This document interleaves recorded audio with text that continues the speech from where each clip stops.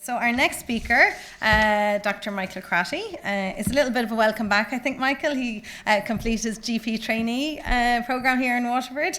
And after that, worked in Ireland as a GP for a few years and then moved to Canada, where his passion for bariatric medicine flourished.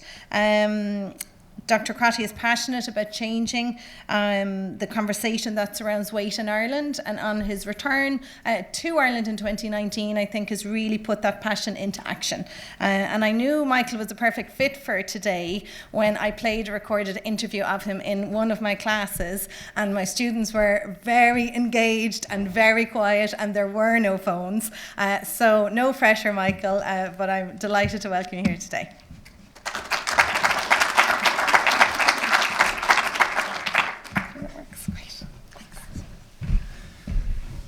Great. Well, welcome everybody, and thanks to Aoife for organising today and for inviting me.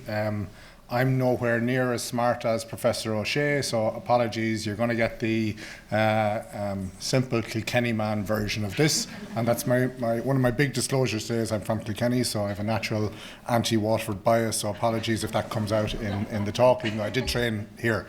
Again, just disclosures, a lot of people in the area of obesity and in other areas of medicine work with industry to try and improve, I suppose, the treatments that are offered to people living with obesity and the understanding in pharma and in industry around it, and I'm no different.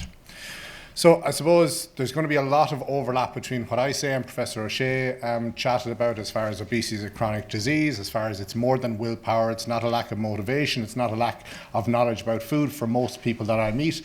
This is a complicated chronic disease. I think somebody mentioned earlier that we have for many years now thought of obesity as a chronic disease, but that probably hasn't come into practice in a lot of places. It's still in many areas of society and the media thought of a lifestyle issue, a personal flaw, a weakness, something that people blame themselves for. So if I say that something is a chronic disease, what do we mean?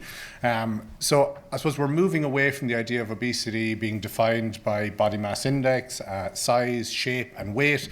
We're now talking about excess or atypical adipose tissue or fat tissue that impairs health. And that impairment of health is vital. If somebody's living in a bigger body, but they don't have any issues with their medical, metabolic health, physical, functional health, psychological health and well-being, then that person doesn't necessarily have the chronic disease of obesity. So something like body mass index is still really, really useful. It's useful in population-based studies. It's useful as a screening tool to look, is somebody potentially living with excess weight? But we need to go a bit beyond that to look at their health, to listen to them, to talk to them, to see is excess weight affecting their life and their health? And that's the most vital thing. We shouldn't assume that it does. We should ask them. We know, and Professor O'Shea talked about the complexities of the immune system. When we're talking about obesity as a chronic disease, we're talking about something that's predominantly neurologically centered. We're talking about something that is chronic, progressive, relapsing. There is no cure for the chronic disease of obesity. There is treatment. There is management. So it's no different than asthma, no different than diabetes. We can treat it and manage it, but treatment is not like taking an antibiotic where we're curing a problem. Somebody will always have similar genetics. They will always have the chronic disease of obesity, but we're just managing it in different ways. When we talk about a disease, and I should probably start talking faster because I think I've got too many slides. When we talk about a disease, we're talking about something that alters the body's normal function. It has characteristic signs and symptoms, and there's an associated harm or potential associated harm. And obesity fulfills all of these criteria. If you ask me, why is asthma a disease? I'd kind of fumble and struggle to explain to you. I know it is a disease because I've always been told it's a disease. I trained in medicine, and it's outlandish to think that asthma is somebody's fault. We wouldn't tell somebody to just breathe better or take a deep breath to treat their asthma. We wouldn't tell somebody with depression to cheer up, which is effectively what telling somebody to eat less and move more is like telling somebody with depression to cheer up. It's a lovely idea, and if we could do it all day, every day for the rest of our life, it might work, but that's a gross oversimplification, and it's frankly insulting to somebody with depression to tell them to cheer up. So we shouldn't be telling people to eat less and move more. Most people that I meet have been doing that their entire life, and they're still struggling with the chronic disease of obesity. again, Professor Shea spoke to this already, and like I said, there's a lot of overlap. But if I was giving this talk maybe 20 years ago, we'd come up here and say, what causes obesity? And we'd have a weighing scales. And we would have energy in and energy out. And if we take in more than our body requires, laws of thermodynamics, it's not rocket science, we will put on weight. If we take in less than our body requires, we will lose weight. But the really interesting is, well, why do we take in what we take in, and how and why does our body use what it uses? And again, Professor Shea talked about the immune system and changes in our metabolism, changes in how our body uses energy. We can look at different absorption of food. And for me, it's really a case, most people that I know, the first thing they tell me is, I know what to do, I just need to do it. I say, okay, why can't you do all the things you know you do? If I set out a table of food in front of people, they would have no problem. They would say, that's a carb, that's fiber, that's protein, I should be eating more of this, I should be eating less of that. That's not the problem for most people that I meet, because people are smart, they're intelligent, and they've picked up this information. The question is, why can they not do that on a day-to-day basis? Well, they can't do it because of genetic predisposition to dysregulation of appetite. They can't do it because of the hormonal regulation of appetite in the brain, and they can't do it because of their environment and what they're bombarded with each and every day, and lots of other stresses in the environment. So we could talk about, somewhere between 40 and 70% of our risk of struggling with obesity is genetically linked. So if I come from a family of bigger people, I've up to a 70% chance that I too am going to struggle. And it's not because I share a house or a dinner table with them, it's because I share their genetics. We can look at the genes that code for excess weight, and about 80% of them are probably coding for what's happening in my subconscious brain, in the caveman part of my brain that I cannot control. So telling me to think myself less hungry or more full, it doesn't work long term. And again, there are medications that can contribute, and Professor Shea spoke to how some medications will affect how our body burns energy. Some medications may contribute to appetite. And we see those in clinical practice. Again, neurological, psychological factors, the reward, pleasure, ultra-processed, calorie-dense food. We can look at the portioning of food, look at advertising, we can look at social media, screen time, sedentary behaviours. Was I breastfed? How much exercise my mother got when I was in the womb? The friends that I hung around with, what was going on in society when I was growing up, my alcohol intake, my sleep, my pain, my stress. So, and I say the same stuff every time I talk, so apologies, but trying to figure out why I might struggle with weight is like eating a can of beans and wondering which bean made me fart. There's lots of beans in my can, not one of them is causing the problem, they're all causing the problem and contributing, and it's not my fault. It's my responsibility to deal with my health, but it's not my fault that I've got a genetic predisposition, it's not my fault that I live in this environment, it's not my fault that lots of things have happened to me over the course of my life. I think for me, I'm tasked with talking about management and treatment, and I'll come to that, but for me, understanding how our body regulates weight and regulates energy is very important. And we all inherit an appetite system. Again, from an evolutionary point of view, we are not supposed to lose weight. It is not normal for a healthy animal to lose weight. We're supposed to maintain weight. No caveman ever went to Weight Watchers or Slimming World or Unislim. So that's not what's supposed to happen. If we are healthy, our weight is supposed to maintain. And our body has different ways of doing this. Apologies, the text has gone a bit funny, but if we look at Professor Shea talked about donating blood and this homeostatic or maintenance system that we are not supposed to lose weight, our body is supposed to maintain weight. And we talk about the idea of this hypothalamic set point. So within my hypothalamus, that caveman part of my brain where energy balance, nutrient status, hunger, fullness are regulated, we have this idea of a set point or a thermostat for weight. And irrespective of how my weight gets to where it gets to, when I'm there, essentially that weight is etched in my brain and my body is protecting that. No caveman went on a diet, so if I'm losing weight, there must be a famine. This is a disaster, I'm going to die, my body needs to do something to get me back. So it's very good at it. And it uses hunger and fullness to defend against weight loss.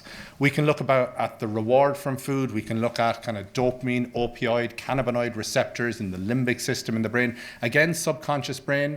And some of us have hyperactivity in the reward pathways in the brain. There's some beautiful studies where they do an MRI on people and they look at the function in the brain and they compare lean people to people living with obesity when they're showing them pictures and cues around food. And you can see those of us who might be struggling with weight, the activity in the reward pathways is much more than somebody else. So if I'm getting a really savage chemical response, a dopamine, a pleasure response from food, then food is going to be my go-to if I'm tired, if I'm stressed, if I'm pissed off, if I'm happy, if I'm sad. It's a coping mechanism, it's a crutch, it's self-soothing if I get that response. If I don't get that response, then I don't go towards that. So again, these things are more complicated than just understanding food and nutrition.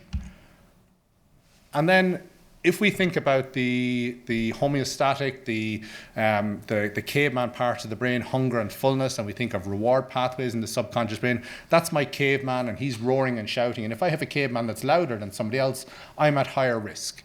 And if you put me through lots of different things in my life, that can further influence the regulation of appetite and the regulation of reward in my brain to increase my risk. If I go on a certain medication, if I have a mental health concern, if I'm in pain, if I'm not sleeping, lots of things can change what's happening in our environment and what we go through. And then the poor unfortunate fellow up the front, the prefrontal cortex, the smart guy, the guy who went to medical school, the guy who has an idea about nutrition, who's been told what to do for managing his weight all his life, he's integrating that biological drive, that caveman roaring and shouting all the time.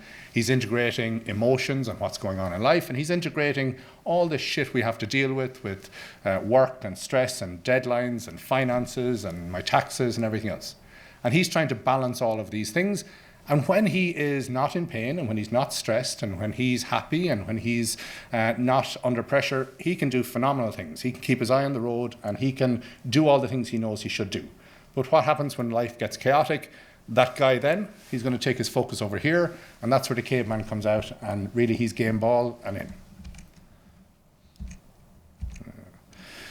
So as far as and to just kind of speak a bit more to this idea of the hypothalamic set point, our body's response to weight loss, our body defends against weight loss. And you speak to any person living with obesity, most people will say, my weight is at this level, I started dieting when I was here.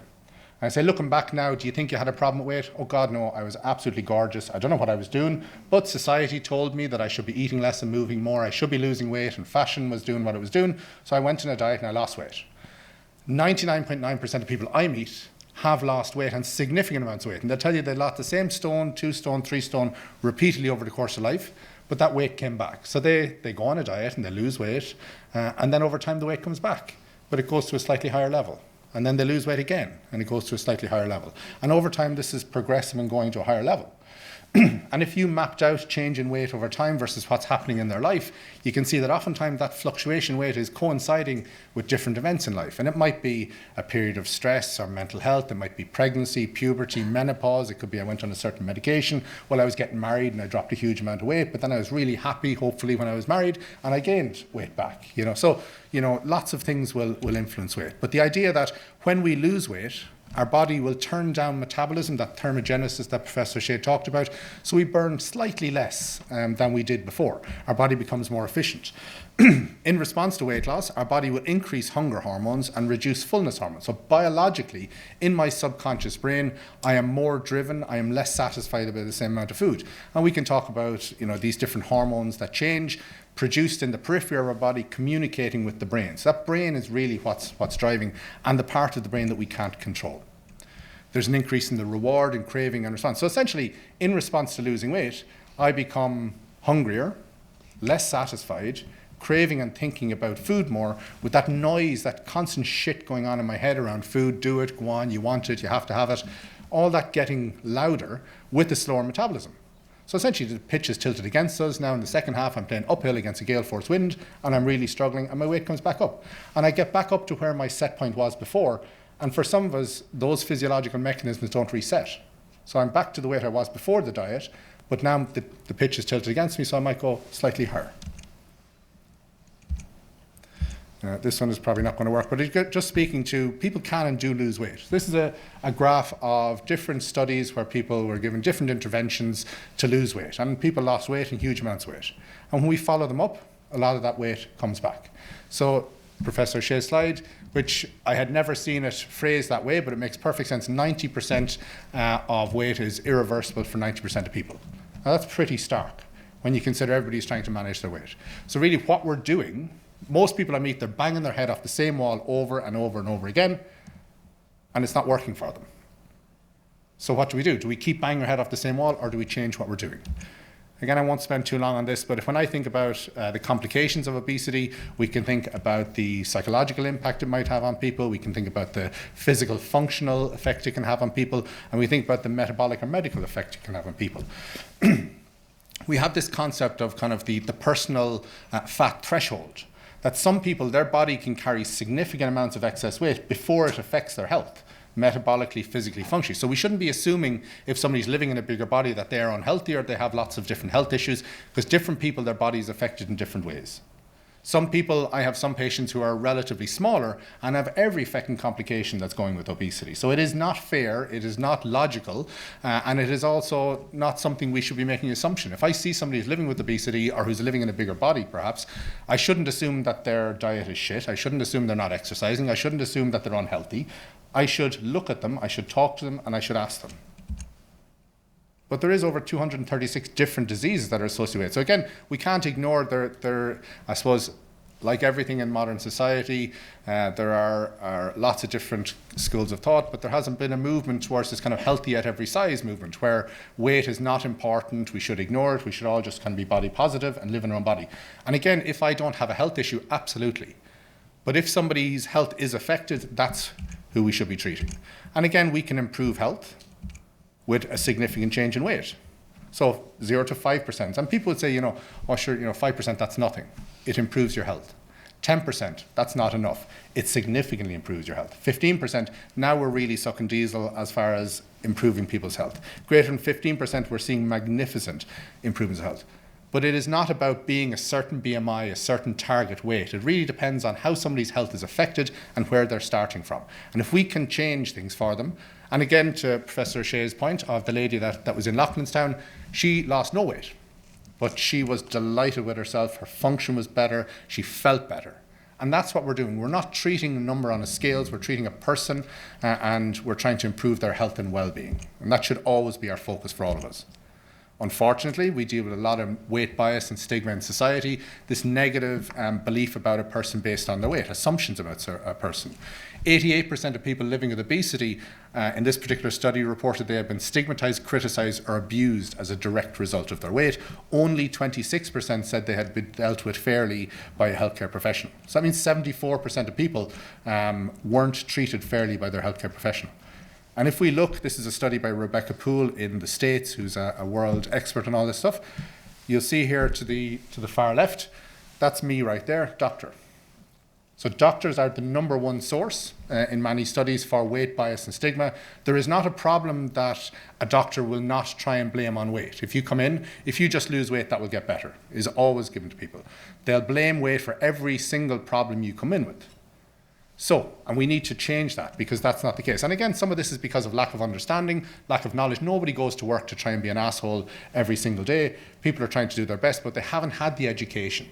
I didn't learn this stuff when I was in UCD, now that's eons ago. I didn't learn it when I was in Ardkeen, doing my GP training. But again, a lot of people are coming to this knowledge. And we need to, that's up to myself and Professor Shea and other people to kind of spread this knowledge. As far as barriers, a lot of doctors and healthcare professionals are concerned about causing offence. They maybe haven't had the training, they don't have the confidence. There's this area of weight bias where essentially in healthcare we're just mirroring the views in society, telling people, if a doctor is telling somebody to go to Weight Watchers or Slimming World, like what do we do? Limited time and resources until recently, limited referral pathways, and that's improving. There's the cost of medications, so we don't give it enough attention. So again, what are the consequences of weight bias? And again, you'll see some pictures here. You will see articles in newspapers, no matter how much the Irish Coalition of People Living with Obesity produce a fabulous image bank with this really positive imagery and work really hard to change the narrative, you'll still see the decapitated head holding a burger sitting on a park bench. That's the image for obesity, because your weight is higher because you're lazy, you're eating shit, and you're not exercising, is the attitude. And again, what's the consequences? Well, there's lots of them. There's psychological consequences, social isolation, stress, substance misuse, and then maladaptive responses. So disordered eating, unhealthy weight control strategies, people starving themselves, lower quality foods, and lower levels of physical activity and avoidance. So actually, all of this will make obesity more severe. It'll progress. So by biasing and stigmating, blaming and shaming people, giving out to them, we're actually making the situation worse. And that's what we've been doing for years, and it's not working. what happens in healthcare. People avoid appointments. They don't go to the doctor. They don't attend for routine screening. They change doctors. All the medical problems are blamed about weight. They're not referred on because actually that lad isn't motivated, because if he was motivated, he would have done something already, and they get less explanation. So we should be making less assumptions. We should be recognizing the disease. Again, avoid the overly simplistic eat less and move more. Explore all the reasons why somebody is coming. If I'm a GP and I'm sitting there, somebody comes in with a sore toe, I should look at all the reasons why their toe might be sore instead of saying, well, you need to lose weight. We should focus on behaviors. We should focus on our environment. And we should focus on language. We shouldn't be talking about obese people. This is somebody living with obesity. It doesn't define them. We shouldn't be talking about morbid obesity. We don't talk about morbid depression, morbid hypertension. Again, that's the internal blame and shame in language. And that's why you'll hear people talking about people living with obesity, somebody living with diabetes. And Professor Shea mentioned we should be asking permission. We shouldn't assume that it's okay to bring it up as a topic, because it might be a very sensitive topic. Not everybody is in a position to talk. So I might say, listen, do you mind if I ask about your weight? And it's okay for somebody to say no. And it's not always appropriate to bring it up. Moving on to the idea of treatment. So who do we treat? And Lee Kaplan, at one of the recent conferences, we talked about this idea of there is the cultural desire for thinness. Okay, and that's society, that is kind of fashion, it's social media, it's a focus on body size and shape, it's kind of short-term goals, it's focusing on the diet, what I'm doing, the struggle, not long-term, and it's not a medical issue. I'm not saying there's anything wrong with the cultural desire for thinness, but that is not a medical issue, that is not what we're treating. We're shifting away from talking about weight loss to obesity care. We're trying to improve somebody's health, not make them skinny. Okay? So, and some people will come to see me in my clinic and they want to be skinny. And again, it's talking about none of the studies for medications or surgery are based on looking at people who want to be skinny. They're based on people who've got health issues. And that's what obesity is. It's a chronic progressive disease. It's an impairment of health. It requires treatment, and it is a chronic progressive disease. It requires long-term treatment. There's this idea that if I have high blood pressure and I go on a blood pressure medication, my blood pressure will come down. The doctor wouldn't dream of stopping my blood pressure medication when my blood pressure is well controlled, because common sense dictates my blood pressure will go back up. Yet, I go on a medication perhaps to manage my weight comes down, well, I can't wait to get off the medication. Weight is no different. That weight will be regained over time, and we see it in studies. In one of the more recent studies, I think it was tirzepatide that Professor Shea mentioned, 70% of people had regained 70% of the weight they lost at a year off the medication. If we go out to 2 years, 3 years, 5 years, it's probably more. But again, when you see it in the media, it's the skinny jab, it's the quick fix, it's Hollywood's worst kept secret, it's the easy way out. It is absolutely not. It is safe, effective treatment for a chronic medical condition. So, as far as treatment, I don't know how much time I have left, but I'll keep going until you stop me. Really, I think about treatment in 3 different ways. If we talk about life treatment, really that's the keeping my eyes on the road approach. That is vital for my health. That is medical nutrition therapy, that is physical activity, it's psychological interventions, behavioral interventions, looking at my stress, looking at my sleep, reviewing the medications that I'm on. Anything that's going to help promote good health behaviors. And that will make me live longer, it'll make me feel better, it'll help me avoid disease. Exercise will help maintain my muscle mass when I'm managing my weight. So that is really, really important. But as an isolated intervention, it may not give me the significant change in my weight that I'm looking for, but it is vitally important. So we talk about these kind of non-biological, I suppose, keeping our eyes on the road approach, because it is really important and really good for health. If we're talking about pharmacotherapy, medications or surgery, they're biological treatments. That is changing the regulation of appetite in my subconscious brain. It's changing the regulation of my metabolism to change the rules of the game. And in the same way as if I take a cholesterol medication, I'm not willing my cholesterol down. The medication is having a biological effect and my cholesterol comes down. If we treat somebody biologically, it should be somewhat effortless and passive, that they're not trying to eat less and move more. They are treated, their appetite system changes, the weight regulation in their brain changes, and as a result, almost a side effect, passively weight comes down. Doesn't mean that person doesn't need to engage on nutrition, doesn't mean that that person doesn't need to engage on nutrition, physical activity, those things. That's all really vitally important because they want to be healthy and live longer. You know, we can cause somebody's weight to come down and their health could deteriorate for some people. So again, it's just changing how we think about things. So a bit like washing powder, we've got our biological treatments and our non-biological treatments, and to know why we're offering them to people. And when we understand the biology, we know how they work. So again, we talked about the life treatments, we talked about pharmacotherapy and surgery. And I suppose increasingly we're even looking at like the multidisciplinary team in obesity care. So if I go to, let's say, God forbid, I have cancer and I go to an oncology service, I go into hospital, treatment for my cancer is chemotherapy, surgery, radiation therapy, or hormone therapy. There's still a dietitian, there's still a physiotherapist, there's still an occupational therapist, a speech and language therapist, and a psychologist on the team. Are they treating cancer, or are they helping support the person while they're being treated? So again, the dietitian is vital in oncology to nutritionally support the person when they're getting treatment. Are they treating the cancer? Well, you could argue they're treating the person, which is vital. So again, the idea that with treatment, weight comes down, and then we need long-term strategies, because if we stop the treatment, then obesity severity increases. Behaviorally, again, we can look at sleep, we can look at stress, we can look at physical activity, we can look at mental health, we can look at the medication somebody is in. Again, looking at those beans in my can, are any of them modifiable? We can look at tracking, we can look at what are my triggers, when are my high-risk times, what strategies are sustainable and healthy for me to help manage my intake long-term. And again, this is going to help me. We can look at medications, and at the moment, these are the medications that are licensed in Ireland. I probably haven't prescribed orlistat in about 10 years because it stops you absorbing fat, but it does nothing to the appetite regulation. So most people, side effects can be very difficult. A lot of people have heard of Saxenda and Ozempic, the liraglutide, semaglutide, that's top left there, the injectables, which again, a lot of people predominantly feel it as fullness. So I feel fuller quicker, fuller for longer, more satisfied by food. That food noise is quieter, I'm just not as bothered. I'm not trying not to eat, I'm just not as driven towards it. Bupropion and naltrexone is more working on reward, craving, wanting in the brain, but these medications work in the subconscious brain to help manage the biology that's driving things. As far as surgery, I'm a GP, I'm a medical doctor, I run a clinic where we talk about medication all the time, but I tell every single person surgery is the strongest treatment, the best treatment for obesity. It is lifelong, it is fabulous treatment. 90% of people will get a good response from surgery.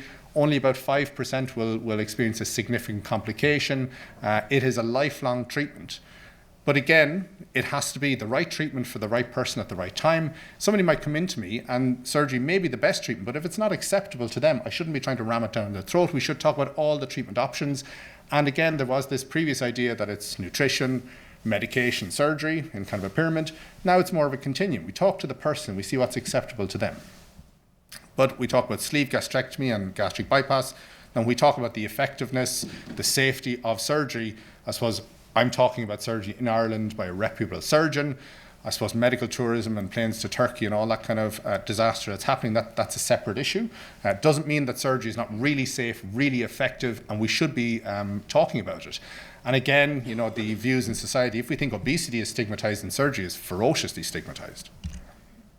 And again, how it works, it's not just creating a smaller stomach for somebody, it is changing the neurohormonal regulation of appetite, it's changing reward pathways, it's changing bile acid composition, it's changing the microbiome, it's changing perhaps energy regulation. So there's lots of ways in how surgery works. It's not just giving somebody a smaller stomach, it's not just that they get sick if they eat too much. No, I'm sorry, I got a bit faster as things went on there.